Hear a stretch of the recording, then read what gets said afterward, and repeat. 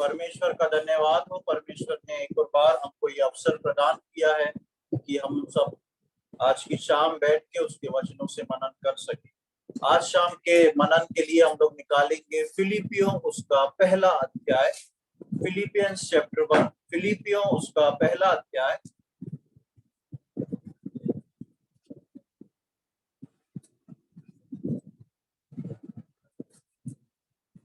फिलिपियों अध्याय 1 और उसकी 6वीं आयत को मैं आपके सम्मुख पढ़ूंगा।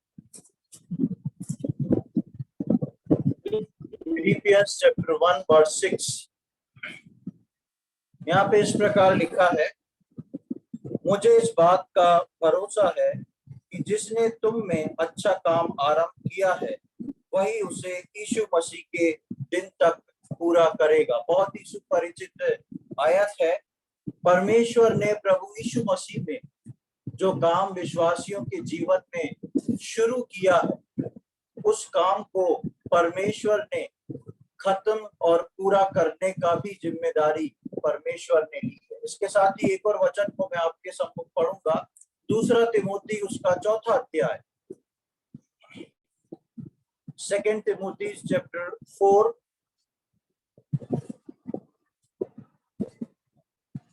और उसकी 18वीं आयत। 2 तिमोथी चैप्टर 4 वर्स 18। यहाँ पर इस प्रकार लिखा है, और प्रभु मुझे हर एक बुरे काम से छुड़ाएगा और अपने स्वर्गीय राज में सुरक्षित पहुंचाएगा। उसी की महिमा युगान्युग तक होती रहे, आमीन। एक और बात हम यहाँ पर देखते हैं कि जो प्रभु है वो हमको बुरे काम से बचाएगा, छुड़ाएगा और वही हमको स्वर्गीय राज्य तक सुरक्षित पहुंचाएगा। परमेश्वर का प्रेम अपने लोगों के लिए शुरू से सिद्ध रहा है, एक सिद्ध प्रेम। और उस सिद्ध प्रेम के अंतर्गत परमेश्वर बोलता है कि जो भला काम मैंने तुम्हारे अंदर शुरू किया है उस भले काम को पूरा भी मैं करूंगा। और साथ ही साथ उस भले काम करने के दौरान परमेश्वर बोलता है कि उन सारी बातों से परमेश्वर जो है, जो बुरी है, जो खराब है, जो हमारे विरोध में है, उन सब से परमेश्वर हमको बचाएगा और हमको सुरक्षित स्वर्ग तक पहुंचाएगा भी। परमेश्वर की योजना कितनी भली और कितनी अच्छी है उसके बच्चों के लिए। और आज हम इस योजना पर कुछ देर मनन करेंगे कि परमेश्वर हमको क्या सिखाता है, क्या हम इस बात से सीखते और समझते हैं। हम देखते हैं कि जब हमने फिलिपियों 1:6 में पढ़ा कि वो भला काम जो परमेश्वर ने हमारे अंदर प्रारंभ किया है, उस भले काम को परमेश्वर ही अंत तक पूरा करेगा या अंत तक हमको लेके जाएगा। ये कौन सा भला काम? हम देखते हैं कि जब परमेश्वर एक विश्वासी को चुनता है, चुन के अलग करता है, खासकर 3 मुख्य काम।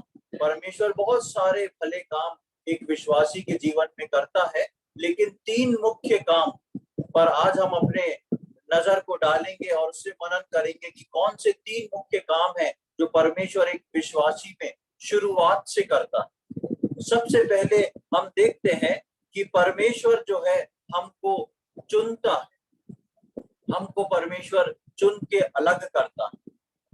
दूसरा कार्य, जो भला कार्य परमेश्वर हमारे जीवन में करता है, वो हमारी मुलाकात उस उद्धारकर्ता प्रभु यीशु मसीह से कराता है और हमको उद्धार देता है। और तीसरी बात जो हम परमेश्वर के वचन में देखते हैं कि हमको वो तीसरा भला काम परमेश्वर अपने राज्य के लिए तैयार करता। 3 काम, 3 वो भले काम उस कैटेगरी में आते हैं जिसको परमेश्वर शुरू करता है और जिसको परमेश्वर अंत तक लेके भी जाता है। पहला हमारा चुना जाना, दूसरा हमारा प्रभु यीशु मसीह को उद्धारकर्ता के रूप में ग्रहण करना, परमेश्वर की संतान बनना, और तीसरा संतान बनने के बाद तब से लेकर प्रभु यीशु मसीह के दूसरे आगमन तक या हमारी मृत्यु के दिन तक परमेश्वर मुझको और आपको तैयार करता है स्वर्ग के राज्य के लिए। और इन तीनों चीजों में परमेश्वर जो है मुझको और आपको छोड़ता नहीं, क्योंकि उसने उस भले काम को मेरे और आपके अंदर शुरू किया है, वही उस भले काम को पूरा भी करता है। सबसे पहले हम देखेंगे हमारे चुने जाने पर। चुने जाने के लिए एक बहुत सुपरिचित आयत हम यूहन्ना से पढ़ेंगे। यूहन्ना उसका 15वां अध्याय और उसकी 16वीं आयत। Gospel according to John chapter 15 verse 16। यूहन्ना रचित सुसमाचार उसका 15वां अध्याय और उसकी 16वीं आयत। यहाँ पर इस प्रकार लिखा है, तुमने मुझे नहीं चुना परंतु मैंने तुम्हें चुना है और तुम्हें नियुक्त किया है कि तुम जाकर फल लाओ और तुम्हारा फल बना रहे, कि तुम मेरे नाम से जो कुछ पिता से मांगो वो तुम्हें दे। तुमने मुझे नहीं चुना पर मैंने तुमको चुन लिया। ये है परमेश्वर के भले काम का आरंभ, जो परमेश्वर शुरू करता है मुझको और आपको चुन। परमेश्वर ने सनातन समय से अपनी योजना को पूरा करने के लिए मुझको और आपको चुन के अलग कर लिया, और न केवल अलग किया, इसी के हम 19वीं आयत को देखें। 15वें अध्याय की 19वीं आयत लिखा है, यदि तुम संसार के होते तो संसार अपनों से प्रेम रखता, परंतु इस कारण कि तुम संसार के नहीं वरन मैंने तुम्हें संसार में से चुन लिया है, इसलिए संसार तुमसे बैर करता है। इसके बीच के भाग को देखें, उसमें लिखा है, परंतु मैंने तुमको संसार में से चुन लिया। यूहन्ना 3:16 में हम पढ़ते हैं, परमेश्वर ने सारे जगत से ऐसा प्रेम किया, सारे संसार से ऐसा प्रेम किया कि जो कोई उस पर विश्वास करे। लेकिन परमेश्वर ने संसार से कुछ लोगों को चुन लिया। आज परमेश्वर का हम धन्यवाद दें कि हम और आप आज परमेश्वर के चुनाव में।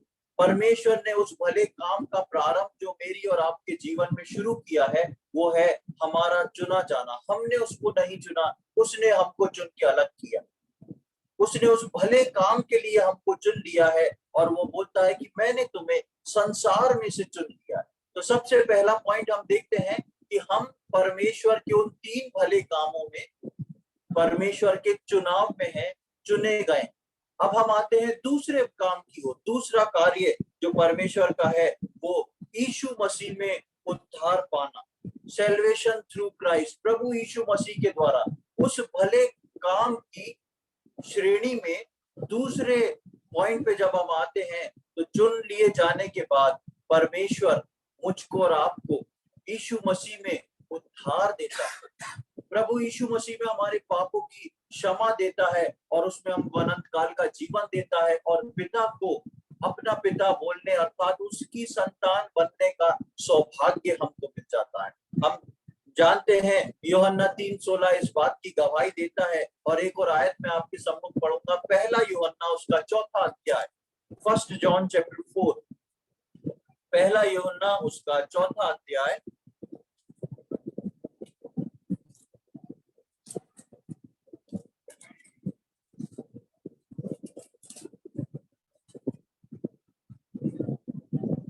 और उसकी 9वीं और 10वीं आयत को मैं पढ़ूंगा। 1 जॉन चैप्टर 4 वर्स 9 एंड 10। जो प्रेम परमेश्वर हमसे रखता है वो इससे प्रकट हुआ कि परमेश्वर ने अपने इकलौते पुत्र को जगत में भेजा है कि हम उसके द्वारा जीवन पाएं। प्रेम इसमें नहीं कि हमने परमेश्वर से प्रेम किया, पर इसमें है कि उसने हमसे प्रेम किया और हमारे पापों के प्रायश्चित के लिए अपने पुत्र को भेज दिया। जैसा हम पढ़ रहे हैं, दूसरा पॉइंट जो है सैल्वेशन थ्रू क्राइस्ट, उद्धार जो है प्रभु यीशु मसीह के द्वारा उस भले काम की श्रेणी में परमेश्वर मुझको और आपको प्रदान करता है। यहाँ पर हमने देखा कि जो प्रेम परमेश्वर हमसे रखता है वो इससे प्रकट हुआ कि परमेश्वर ने अपना इकलौता पुत्र को जगत में भेजा कि हम उसके द्वारा जीवन पाए। आज परमेश्वर का वो भला काम जो परमेश्वर ने मेरे और आपके लिए अलग कर रखा है, जिसके तहत परमेश्वर ने मेरे को और आपको चुना है, उसकी दूसरी श्रेणी में चुने जाने के बाद परमेश्वर हमको लेके आता है प्रभु यीशु मसीह में। और 10वीं आयत में हम पढ़ते हैं, और हमारे पापों के प्रायश्चित के लिए अपने पुत्र को दे दिया। और प्रेम इसमें नहीं कि हमने उससे प्रेम किया, लेकिन उसने हमसे प्रेम किया। उस भले काम करने के लिए परमेश्वर ने मुझसे और आपसे प्रेम। तो दूसरा पॉइंट हमारा ये है। और तीसरी बात पर जब हम आते हैं तो हम देखते हैं कि अपने राज्य के लिए तैयार करना। अब जो विश्वासी पहले चुने गए, फिर प्रभु यीशु मसीह में उद्धार के अनुभव में आ गए, अब तीसरी श्रेणी में जो परमेश्वर के भले काम की श्रेणी है, उसको परमेश्वर पूरा करता है मुझको और आपको उसके अनंत काल के राज्य के लिए तैयार करने के। हम यूहन्ना 3:16 में पढ़ते हैं कि परमेश्वर ने जगत से ऐसा प्रेम किया कि उसने अपना इकलौता पुत्र दे दिया, ताकि जो कोई उस पर विश्वास करे वो नाश ना हो, वरन अनंत काल तक जीवन मिलता है, उसको अनंत काल का जीवन पाए। ये अनंत काल का जीवन जो है, उद्धार पाने के बाद जो हमको मिलता है, वो अनंत काल के राज्य के लिए जो कभी भी खत्म नहीं होगा। अब ऐसे राज्य में जब परमेश्वर हम जैसे मनुष्य को उठा के ले जा रहा है, तो उस राज्य में रहने के तौर तरीके, उस राज्य में चलने फिरने के तौर तरीके, उस राज्य में सोच विचार के तौर तरीके, उस राज्य में कैसे रहना है, क्या करना है, क्या बात करना है, सब बातों को परमेश्वर जो है विश्वासियों के जीवन में सिखाना शुरू कर देता है उद्धार पाने के बाद। और उनको सिखाते सिखाते जब उनका समय आता है, परमेश्वर उनको स्वर्ग के राज्य में प्रवेश करा देता है। इसलिए वो फिलिपियो 1:6 में कहता है कि जिसने तुम्हारे अंदर उस भले काम को शुरू किया है, वही तुमको अंत तक पहुंचाएगा, या वही तुमको वहां तक लेके जाएगा। हमारे को उस स्वर्ग की राज तक पहुंचाने की जिम्मेदारी भी उसी परमेश्वर ने ली है, जिसने मेरे और आपके जीवन में उस भले काम को करना आरंभ किया है। एक और आयत को हम परमेश्वर के वचन से देखेंगे, इब्रानियों उसका 13वां अध्याय, बुक ऑफ हिब्रूज चैप्टर 13। इब्रानियों उसका 13वां अध्याय,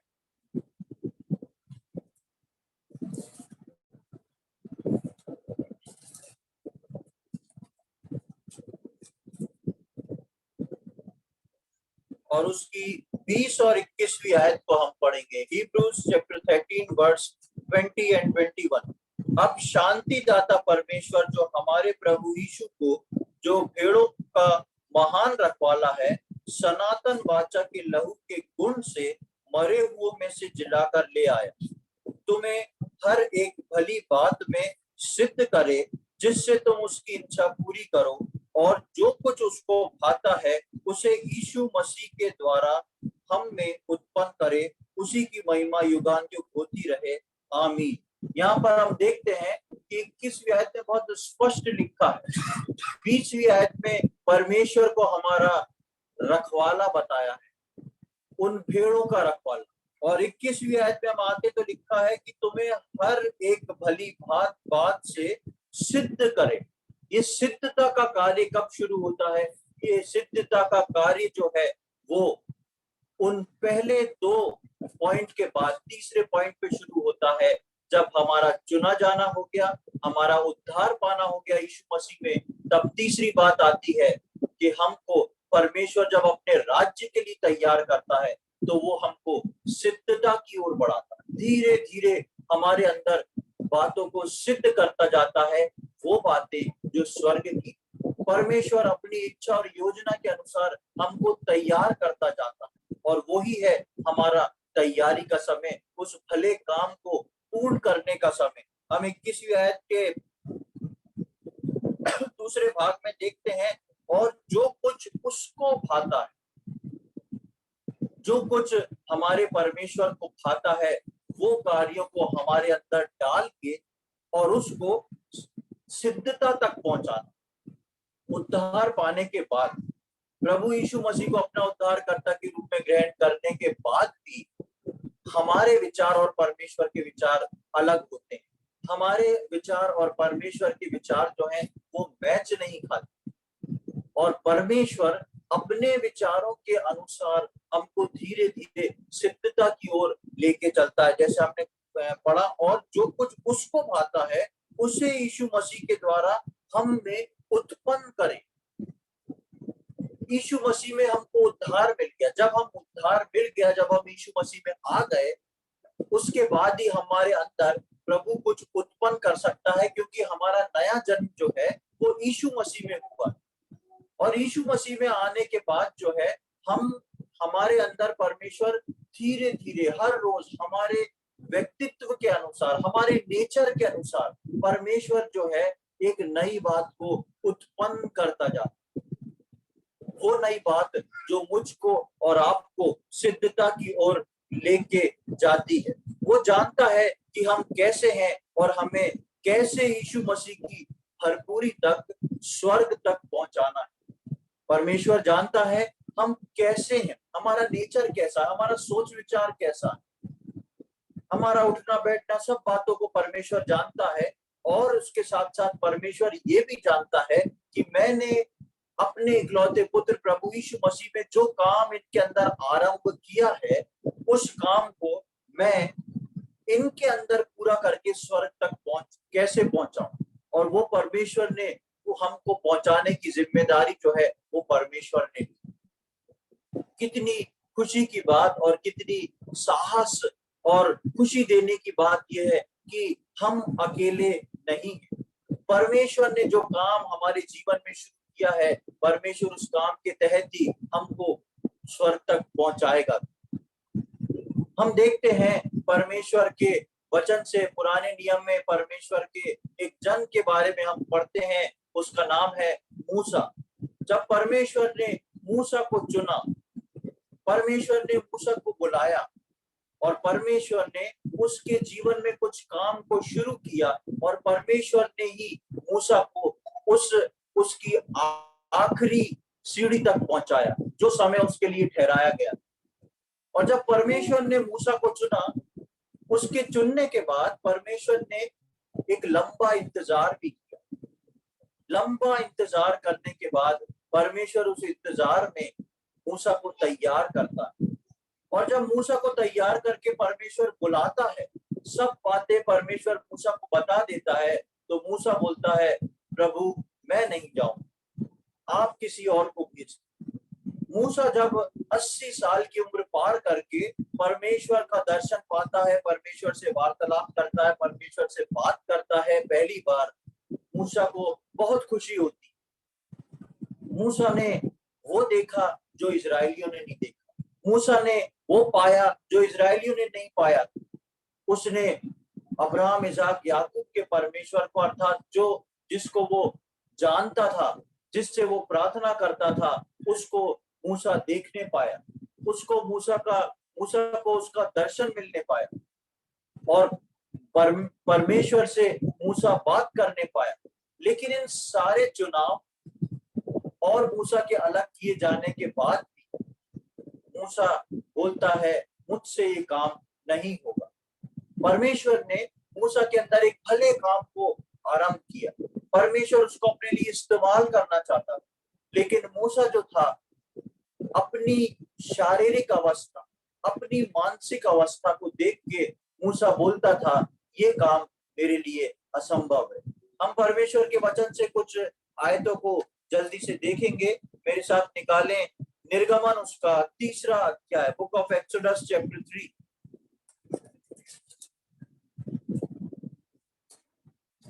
निर्गमन उसका 3रा अध्याय और उसकी 10वीं आयत को मैं आपके सम्मुख पढ़ूंगा। यहाँ पर इसकी पृष्ठभूमि मैं आपको बता दूं कि यहाँ पर मूसा जो है 3रे अध्याय में परमेश्वर से दर्शन पा चुका।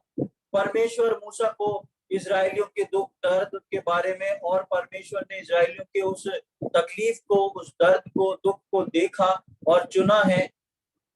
मूसा को उस बारे में सब कुछ बात बताता है। और 10वीं आयत में आते हैं, इसलिए परमेश्वर बोलता है, इसलिए मैं तुझे फिरौन के पास भेजता हूँ कि तू मेरी इजरायली प्रजा को मिस्र से निकाल ले। सब चीज बातचीत हो जाती है परमेश्वर की मूसा से। तो 10वीं आयत में परमेश्वर बोलता है, तू आ। परमेश्वर बोलता है, मैंने तुझको चुना, और इसलिए चुना है कि मैं तुझको इजरायलियों के छुटकारे के लिए भेजता हूँ कि तू जाके फिरौन से बात कर और इजरायलियों को वहां के गुलामी में से छुटकारा दिला के लेगा। यहाँ तक बात, 9वीं आयत तक बात सब अच्छी थी, लगी मूसा को, लेकिन जैसे ही 10वीं आयत में मूसा को पता पड़ता है कि ये कैसी बात है कि परमेश्वर इसके लिए मुझे भेज रहा है, तो मूसा जो है वो घबरा जाता है। जब हम इसकी 11वीं आयत में आते हैं तो लिखा है, परंतु मूसा ने परमेश्वर से कहा, मैं कौन हूँ जो फिरौन के पास जाऊं और इजरायलियों को मिस्र से निकाल ले आऊं। मूसा बोलता है, मैं कौन हूं, आई एम नथिंग। लेकिन हम परमेश्वर के वचन में पढ़ते हैं कि परमेश्वर ऐसों को ही चुनता है।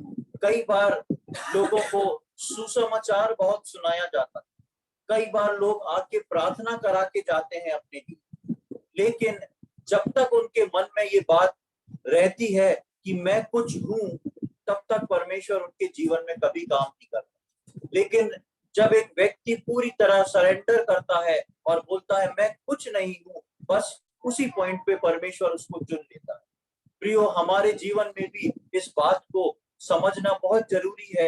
हो सकता है हम उद्धार के अनुभव में आ गए, हमको परमेश्वर को जानने के अलावा किसी चीज में घमंड नहीं करना। परमेश्वर का वचन बोलता है कि यदि तुम घमंड करो तो इस बात पर करो कि तुम मुझको जानते हो।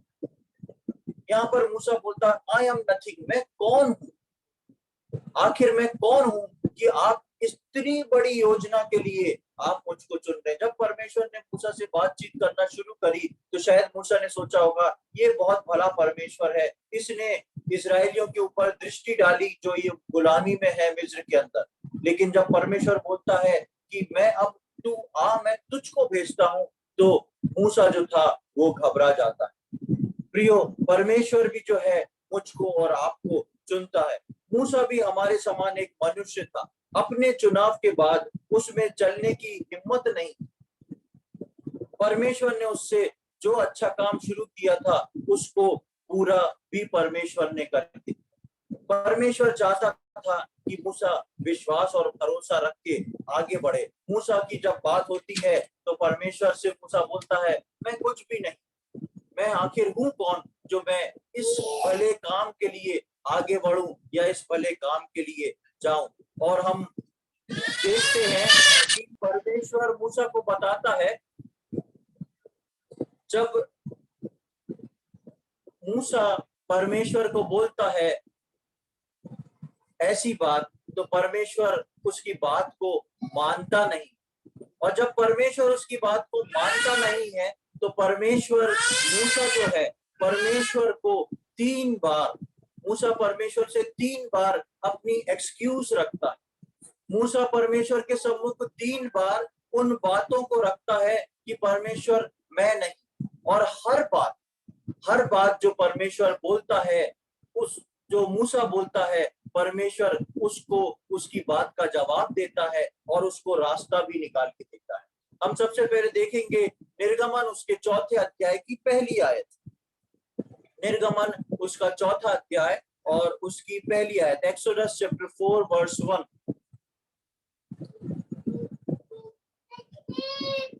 यहाँ पर लिखा है, तब मूसा ने उत्तर दिया, वे मेरा विश्वास नहीं करेंगे और ना मेरी सुनेंगे, वरन कहेंगे यहोवा ने तुझको दर्शन नहीं दिया।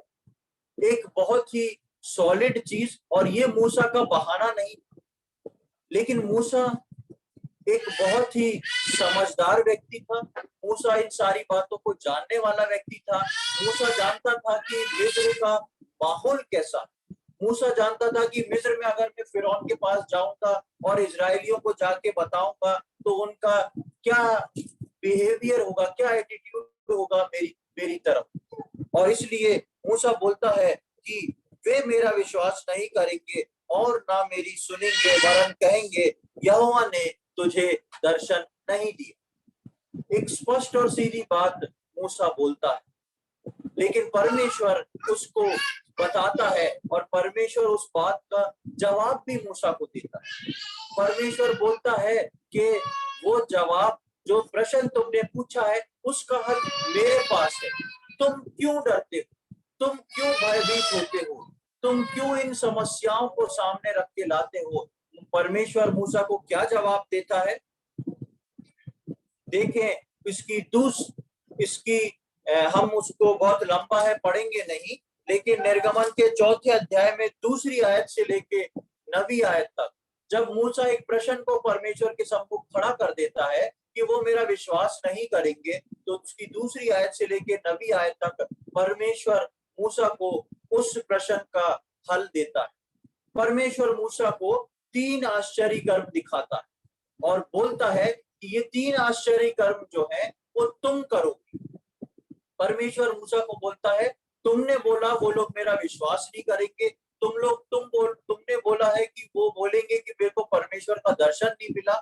ये 3 चीजें लेके जाओ और इन 3 चीजों को उनके मध्य में दिखाना, जिससे वो तुम्हारा विश्वास करेंगे कि तुम जो हो परमेश्वर के दर्शन को पाके लौटे हो और परमेश्वर ने तुमको इजराइलियों को मिस्र से बाहर निकालने के लिए रखा है।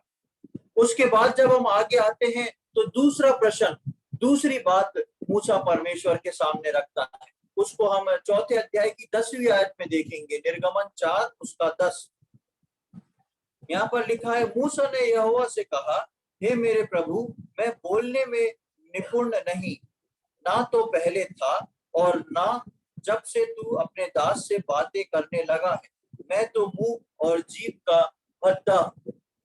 अब परमेश्वर ने मूसा को जब दर्शन दिया और बता दिया कि मैंने तुमको इस भले काम के लिए चुना है, मूसा बोलता है दूसरी बात में, दूसरे प्रश्न में, परमेश्वर मैं ये काम नहीं कर सकता।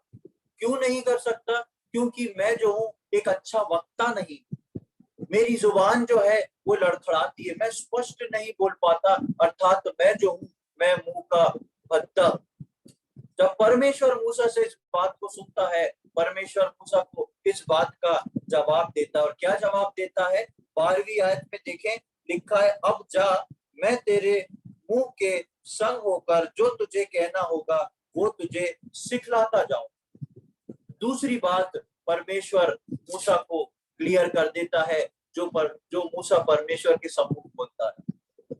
मूसा बोलता है, परमेश्वर मैं अच्छा नहीं बोल सकता, फ्रीक्वेंटली नहीं बोल सकता, क्लियरली नहीं बोल सकता, मैं बोलने में लड़खड़ाती है मेरी जुबान, मैं बोलने में भद्दा हूँ, मैं अच्छा वक्ता नहीं हूँ। परमेश्वर बोलता है, ठीक है, मैं तुम्हारे मुंह के साथ रहूंगा, तुमको क्या बोलना है वो मैं तुम्हारे मुंह के अंदर डालूंगा, और जब मैं तुम्हारे मुंह के अंदर डालूंगा तुम उसको स्पष्टता से बोल सकते हो।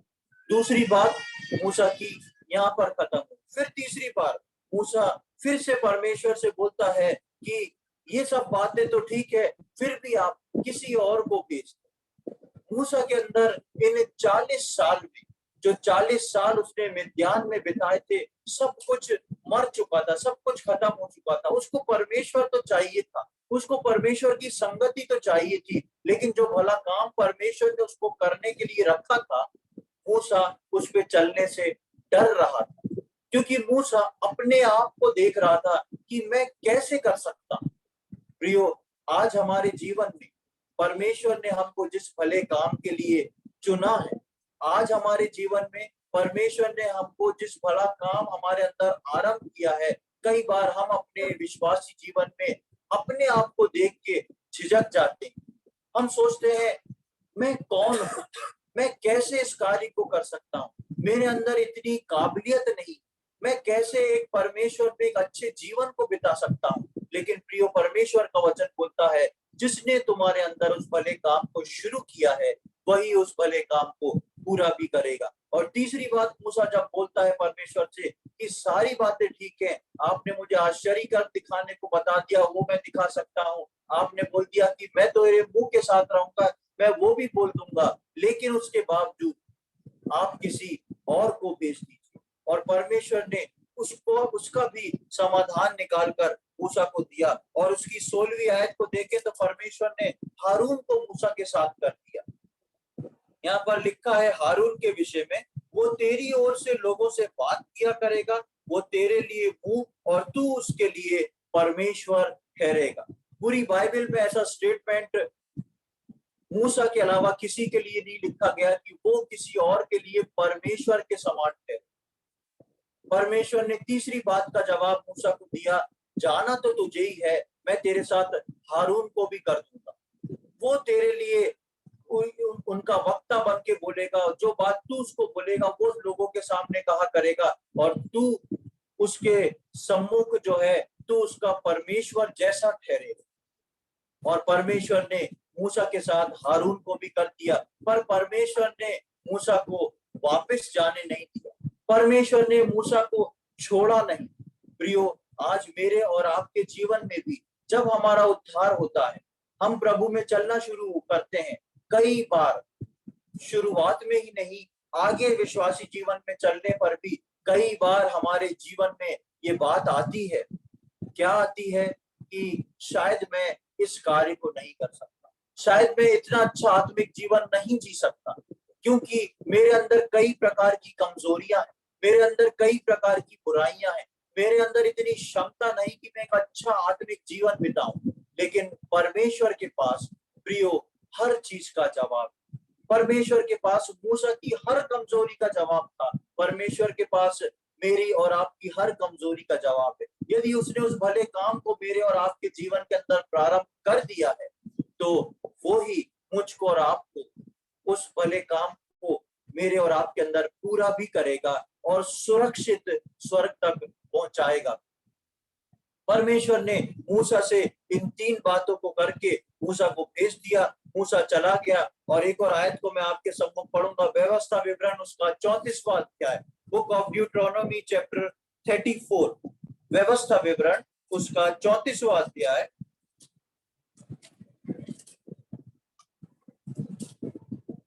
बुक ऑफ ड्यूटरोनोमी चैप्टर 34 और उसका 5 से लेके 7 तक मैं आपके मध्य पढ़ूंगा। व्यवस्था विवरण 34 5 से लेके 7 तक। तब यहोवा के कहने के अनुसार उसका दास मूसा वहीं मोआब के देश में मर गया, और उसने उसे मोआब के देश में बेतपोर के सामने एक तराई में मिट्टी दी, और आज के दिन तक कोई नहीं जानता कि उसकी कब्र कहाँ है। मूसा अपनी मृत्यु के समय 120 वर्ष का था, परंतु ना तो उसकी आंखें धुंधली पड़ी और ना उसका पौरुष घटा। यहाँ पर हम देखते हैं मूसा की मृत्यु के बारे में। परमेश्वर मूसा को ले जाके पूरा कनान देश ऊंचाई से दिखा देता है, और परमेश्वर मूसा को पहले ही बता देता है कि अब जो है मैं तुमको उठाने पर, अब तुम्हारी मृत्यु होने पर। और मूसा लिखा है वहां पर मोआब के देश में जाकर मर गया, और उसने उसे मोआब के देश में बेतपोर के सामने एक तराई में मिट्टी दी, और आज के दिन तक कोई नहीं जानता कि उसकी कब्र कहाँ है। बाइबल में पहला ऐसा कैरेक्टर और पहला और आखिरी एक ऐसा कैरेक्टर जिसका फ्यूनरल परमेश्वर ने दिया, और बाइबल में आपको कहीं ऐसा नहीं मिलेगा। परमेश्वर ने कैसे मूसा को उस मृत्यु के दिन तक संभाले रखा, और यहाँ तक कि मृत्यु के बाद उसका फ्यूनरल सर्विस भी जो है वो परमेश्वर दे रहा है। क्यों दे रहा है? क्योंकि परमेश्वर जीवित परमेश्वर है, और परमेश्वर विश्वास योग्य परमेश्वर है। उसने जिस व्यक्ति के अंदर भले काम को शुरू किया, चाहे कोई विपत्ति, कोई परेशानी, कोई भी कमजोरी उसके जीवन में क्यों ना आए, यदि वो अपने परमेश्वर को थामा रहे, परमेश्वर उसको अंत तक थामे रहता है और सब कुछ उसके जीवन में पूरा करता है। प्रियो, आज परमेश्वर ने मेरे और आपके जीवन में प्रभु यीशु मसीह में उस भले काम को करना प्रारंभ कर दिया। उसने मुझको और आपको चुन लिया, उसने मुझको और आपको प्रभु यीशु मसीह में उद्धार दिया है, और अब वो मुझको और आपको परमेश्वर के राज्य में पहुंचाने के लिए तैयार भी कर रहा है। और यदि हमारे अंदर कोई कमी घटी होती है तो उसको परमेश्वर पूरा करता है। जिस प्रकार हम इब्रानियों में पढ़ रहे थे कि परमेश्वर की इच्छा के अनुसार उसके विचारों को वो हमारे अंदर बोता है, ताकि हम उसके विचारों के अनुसार ही फलवंत, हमारे अंदर से हमारे सोच विचार निकल जाए, हमारे अंदर से हमारी इच्छाएं निकल जाए, लेकिन परमेश्वर अपनी इच्छाएं, परमेश्वर अपने सोच विचार होता है, और वो इसलिए होता है क्योंकि मैं और आप उस प्रोसेस में हैं जिसमें परमेश्वर मुझको और आपको अपने दूसरे आगमन के लिए या स्वर्गीय राज्य के लिए तैयार कर रहा है। प्रियो, परमेश्वर ने